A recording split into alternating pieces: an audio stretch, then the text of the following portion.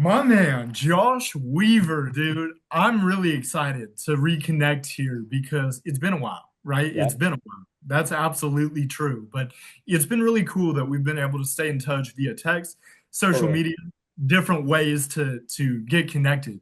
Welcome, my man, to the Rec Room, a new show I'm working on Room. that is indoctrinating a couple principles I picked up and learned.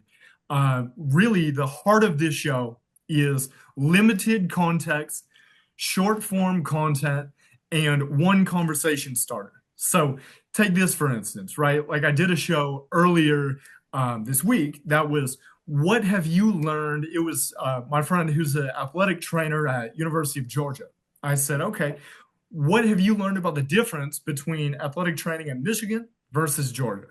Hmm. And so that's one that I did this week. But for you, my man, we just talked about it off camera, is a long, long line of youth minister and of preaching the word and of being in the church. So I would love nothing more than to jump right into it by saying, man, when did you know that ministry was your calling and how did you get started in preaching the word? Okay, yeah, that's a good question. First of all, dude, the Rec Room is dope. I like that. That's a great room, or it's a great podcast name. I love it. For me, dude, I went to Wilson High School just like you did. I grew up Christian. But like, like a lot of other people, life just gets busy, high school years. I tended to not want to go to church.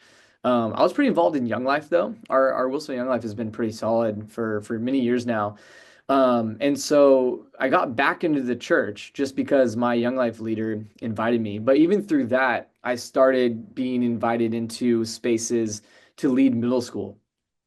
Just my leader, who was a leader for me, invited me to lead middle school dudes, and I was like, sure. I didn't know what that meant. And I was like, all right, cool. Like we did, once a month Friday night like clubs. Like we'd go to Safari Sam's or bowling or flag football or something crazy. So and the boys were wild, middle school boy years.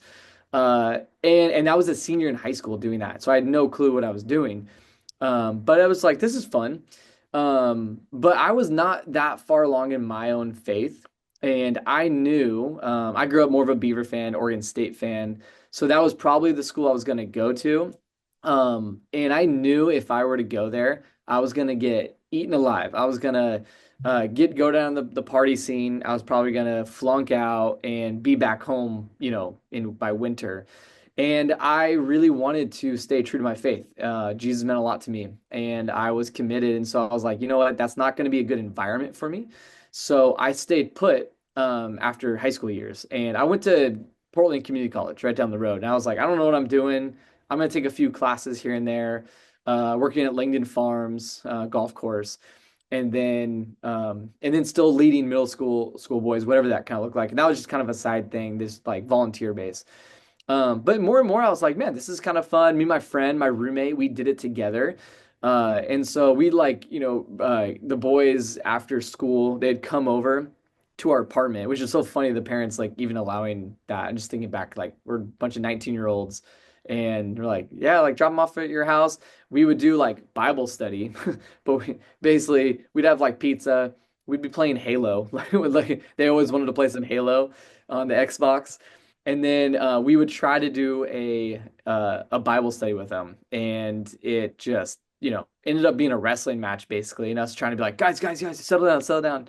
But it just I don't know, I got more and more into it, just invited into more and more spaces. So our Young Life ministry was really close with the church I'm actually a pastor at now, Grace Chapel in Wilsonville, and so the youth pastor of the time invited me to kind of like speak at different things. I thought that was really fun. I never knew I would enjoy like being in front of people and like preaching, I guess, like that's now, but like just sharing, giving a talk, a message, whatever you want to say.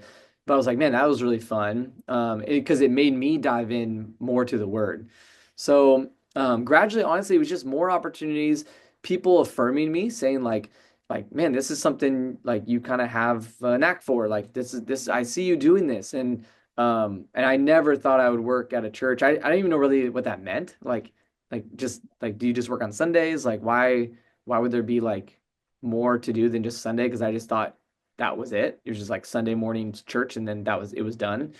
But really, man, like I've learned being a pastor is like just being with people. Like you have to be such a people person to be a pastor. Specifically for me in youth ministry, like I want to champion middle school and high schoolers, sixth grade through 12th grade. So that's kind of been my lane. But I love to see when a teen like it just clicks like in their brain. They're kind of going through life, but it's such a cool season of life where or stage of life where they're getting some autonomy, like they're wanting to be individual from their parents, but they're thinking of questions like does this really matter? Like what's the purpose of life? Like who am I? You know, where do I fit into this world? What's my purpose in life? And I see in middle school, high school years, it's when they start questioning those things and kind of taking their faith for themselves. And sadly, some kind of drift off and find a different kind of purpose or a belonging place to fit in. But I just love seeing it and being able to play a part in that. It's like that when it clicks into their mind, like, man, this is like they're who am I? Well, the answer is like I'm a child of God. And where do I fit in? Well, you fit into the family of God, and like, what's my purpose? Like in putting myself into the story of God and His people. So I don't think there was any like direct call. I know a lot of people say like, when did you feel called?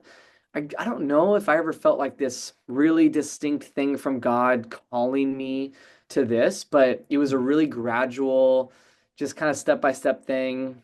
But once I figured out, man, I really do love this. I want to be a youth pastor. I went to school. And so that was kind of like the thing that really cemented my decision. I was like, hey, I'm going to school for it. I'm paying a bunch of money. I'm gonna learn. And once I did that, I was like, man, I love the Bible. I love theology. So right now I finished my bachelor's years ago, and now I'm getting my master's, which is just even kind of spurred me on more. So yeah. Yeah. Oh my gosh. First off, thank you for laying all that out. I thought the most interesting thing that I took away from what you said, which is absolutely true, is that there comes a moment where you have to decide whether you're going to dive in or not. Mm. And I was wondering for you, is like you talked about how it related to your finding of this path that you're on, but with your own individual faith, is there a moment where it clicked for you of like, okay, I get it now. I'm Yep. here. Yep, absolutely. And it was kind of late for me. Again, I always grew up Christian. I got baptized when I was in middle school. Hmm. And I think that meant something, but then, just peer pressure, trying to fit in high school. I was the short kid. So I was like the scrawny, like late bloomer, short kid. I was a big sports guy, but I wasn't really good at sports yet. And so that I didn't find my place in sports. And then I kind of just was like lost. I mean, I had friends. Like I was, yeah, I had friends, but because I didn't have like a clear lane in Christianity, like following Jesus wasn't like a clear lane for me at that time.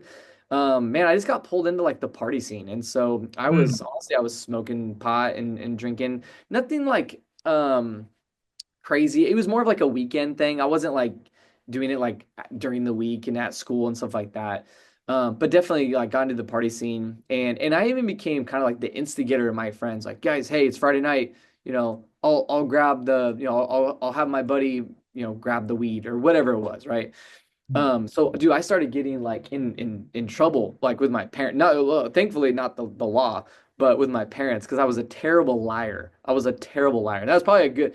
Honestly, I'm so glad that I'm such a bad liar because I kept getting caught, and my parents were like, that is not fly with my parents. So really, really dumb ways getting caught, but it was ended up being good for me, getting grounded and stuff like that. Dude, my junior year, so actually the summer going into my senior year, okay, it's like my low point. I'm angry. I really no need to be angry, but I'm just angry because I'm just not finding my way.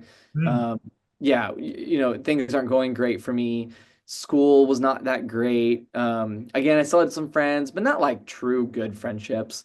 Um, and I get caught, and my mom and dad grounded me for the entire summer going into senior year. So, dude, they took everything away. Like, phone, which back then I didn't have an iPhone. It was just like a little phone, but like no texting friends, no hanging out with friends, no TV, no video games. Like, honestly, what it made me do was be desperate for a relationship with my mom and dad. Even though I was kind of still mad at them, I was so desperate. I'm like, Mom, Dad, can we go to a movie? Like, can we go out to dinner somewhere fun? So that was probably a good thing. But and honestly, I would just like pick up my Bible because I was like, well, like I wasn't a reader, but and so I didn't really have books to read because I didn't buy books to read. But I would just like find them like, oh, my Bible, and that didn't really do much for me. But then I was still kind of connected with Young Life. So my Young Life leader knew I was grounded, but called my dad and said, "Hey, can Josh go camping? I'm taking a bunch of the senior guys, like incoming senior guys, camping."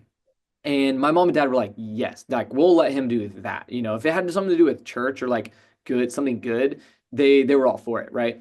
So I go camping. And I'm like, I'm still kind of I'm just mad. Like I'm just mad at like the world right now. And I remember just around the fire, I don't really remember specifically, but it was kind of like a dude, senior year. Like what are you going to do? Like what last year, what do you want to do with this year? What do you want to do with your life? Just kind of a general kind of talk amongst the fire pit. And I just remember in that moment, like I really valued and um and just appreciated my leaders. There was two leaders named Luke and Luke. They were married. I just thought like, man, their marriage is cool. Like I just thought like as a teen, I'm like, man, I want a marriage like that. Like they're so cool. Like they're friends. Like they're husband and wife, but they're like friends and they're Mm. fun. And just how they lived, how they made me feel, like just all those things, right? So I was like, man, and I knew Jesus. I never like uh disbelieved in God or Jesus. He just wasn't relevant in my life. But I knew what he was asking from me. And so in that moment, I really was like, you know what, God, like this isn't working out for me. And I'm just gonna try it. I'm just gonna go for it this year. I'm gonna go for it. And so I started really getting involved in Young Life with Bible studies. Honestly, it was my Tuesday night Bible study that like was it for me. I loved it. And then dude, that senior year was like the best year of my life. Didn't, stop drinking and smoking and doing all that kind of stuff. I was like reaching out to people like instantly. I was like, dude, come on, you want to go to Young Life? You want to come with me? Usually seniors are like, nah, I don't want to do that. That's lame. Like, they would make fun of me a little bit. But I would reach out to like, sophomores and freshmen like, dude, I'll give you a ride. Let's go. So, and for me that it like what clicked was like I have like a purpose. Like there's like meaning and almost like this goal of like, man, I want to follow Jesus. I want to know Jesus more through his word and and then I want to bring people along too. So, yeah, senior year was pivotal for me. Yeah, I always reflect back on that honestly.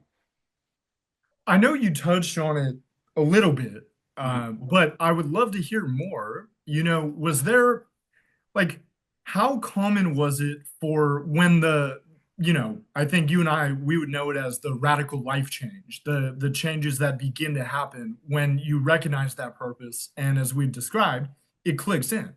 Was there anyone in your life who was left to ask, like, what's going on with you? Like how are you getting here? Why are these changes happening? Yeah, no, totally. Yeah. I remember people were like, "What? Like, don't you do that? Like, aren't you, because I kind of became a little bit like known of like to party and, smoke Mhm. pot and stuff like that. So I think the people were surprised. Um, I do remember, honestly, you know what? I remember, what was her name? Or it's Miss Moon now. I know her as Miss Moon now because she got married. But Miss Yeah, Limber, she yeah, was my like school counselor, and right. she was like, Josh, like you're a like different guy. Like this is good. Like like this is like because she knew I was getting in trouble and stuff like that. So it was cool. I was actually pretty honest with her. I'd always like pop in, grab candy from her office, and like chat with her and stuff. Hmm. She was like a helpful like kind of teacher person to me. Sure. Um, yeah, so even teachers kind of I guess saw it too.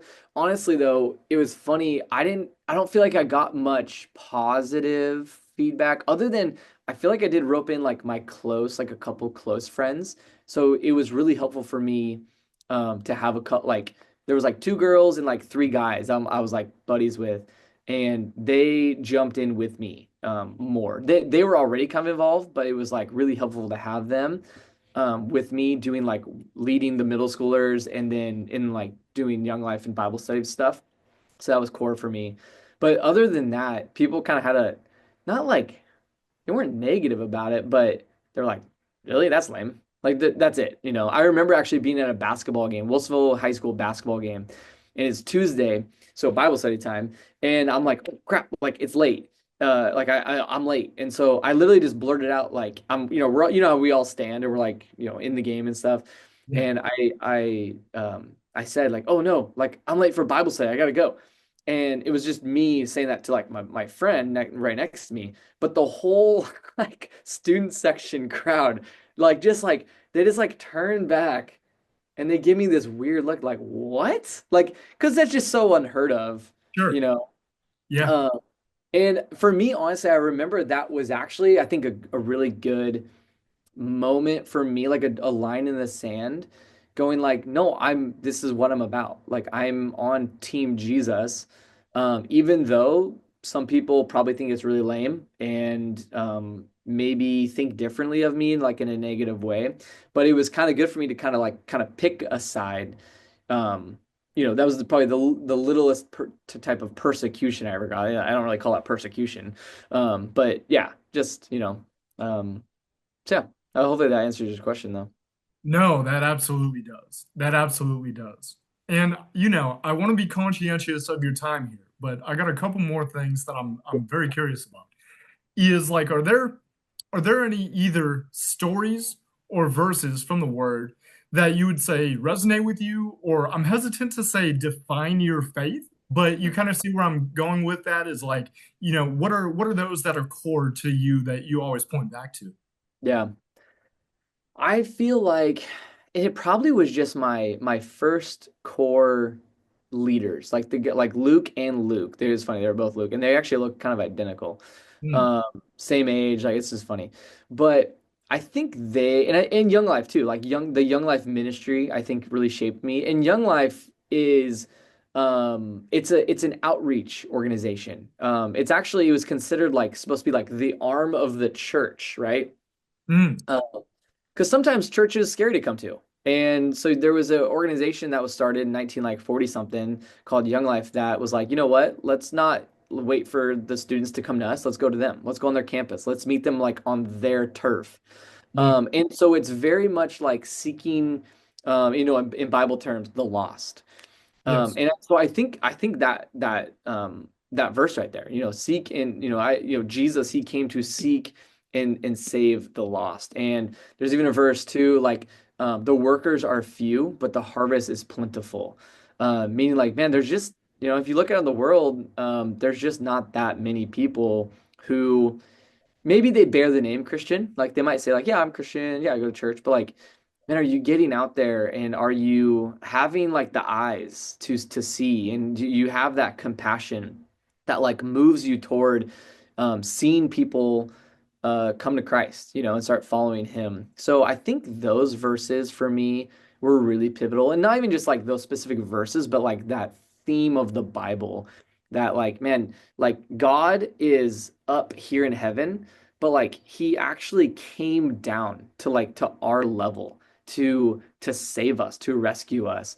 And just that like the theology of like what's called the incarnation, God coming in human form to like, to get on our level. It's like if there's a kid, little tiny like toddler, like, a 3-year-old, 4-year-old, whatever, and like you're trying to like get on like meet them and like talk to them on a personal level, like you don't stand hovering over them, you like stoop down to your knee to like have this like intentional conversation or like get your point across or whatever you need to do. Like I see it like that, like God like got down to on his knee to like relate to us in order to have a relationship with us. So I love that. And so even today, like the ministry that I run at our church, um, I think I just have that. It's what's called like an evangelist like heart, like Yeah. not just like you know keeping like a holy huddle. Like I just always want our teens, our youth group to be not just this little like holy circle, holy huddle, but like to go out and to like get out of these church walls and meet people where they're at. Yes. Yes. And I was rather fortunate actually. You're making my job easy. That you described it as, stooping down to a child. The reason I bring that to our attention, folks, is that Josh, you yourself have two of them that now you are working on. I would imagine you and Emma together are building up their blocks and foundation of faith within them. What are some of the ways that you've tried to do that and integrate Jesus' teachings even as early as 3 years old? hmm Yeah, dude, it's funny actually. Me and Emma just had a good conversation about that because I was kind of asking her. So when I became a dad, she gave me this book by this pastor named John Tyson, who Mhm, actually, Burns. What's his mhm. name? The son. Jack. Yeah, Mhm. he's going to that church. Really? So yeah, you should connect with John. So John Tyson, I don't know him, but he's a pastor. I just, he's a great pastor, I guess. I like to hear his sermons and stuff. But anyways, he has this book called Intentional Father, and I purposely didn't read it right away because it's like, okay, how do you be so intentional with like a little baby? That's just like, it's like poop, sleep, eat. That's it. And a lot of Right. that has to do with mom, not me. So like of course I'm there and changing diapers and all that and Yeah. helping out. But yeah. So, but now my son is almost 3. January 11th will be his 3rd birthday.